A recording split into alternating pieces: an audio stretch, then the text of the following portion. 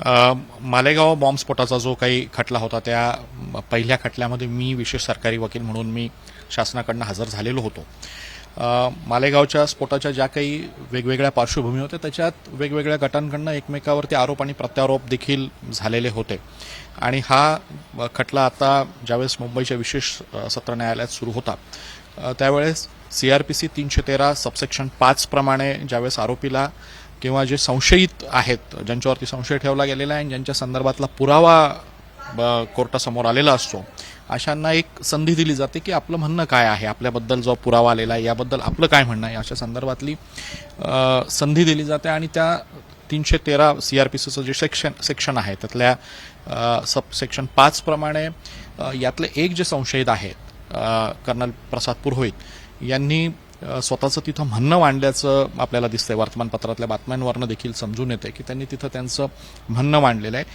असं म्हणणं मांडायला कायद्याने कुठेही प्रत्यवाय नाही आहे, कायदा कुठेही बंदी घालत नाही. असं म्हणणं प्रत्येक संशयिताला मांडता येतं. स्वतःवरती जे काही आरोप आलेले आहेत किंवा जो काही पुरावा निर्माण झालेला आहे, पुरावा ठेवला गेलेला आहे, त्या पुराव्याच्या संदर्भात त्यांचं म्हणणं त्यांना मांडता येतं आणि अशा सगळ्या पार्श्वभूमीवरती कायद्याच्या ह्या तरतुदींचा आधार घेत असं दिसतंय की कर्नल प्रसाद पुरोहितांनी त्यांचं स्वतःचं म्हणणं मांडलेलं आहे की त्यांच्या संदर्भात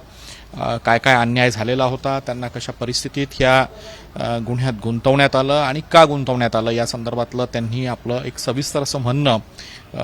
मेहरबान कोर्टापुढे मांडलेलं आहे. असं जे काही म्हणणं मांडलं जातं त्याच्याकडे जर आपण कायद्याच्या आधारे बघितलं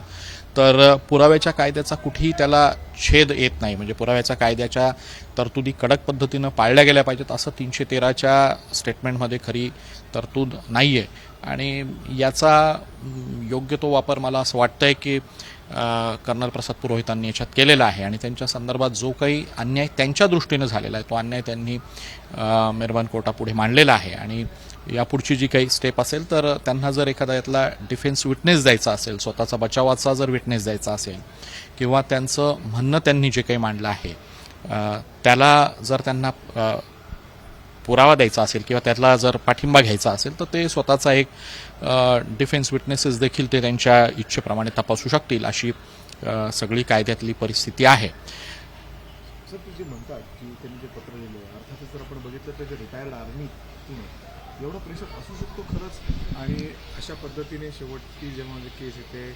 अशा पद्धतीने त्यांनी पत्र लिहिलं. मुळात मुद्दा हाच आहे की कोणत्या स्टेजला अशा पद्धतीचं 313 सबसेक्शन 5 प्रमाणे CRPCच्या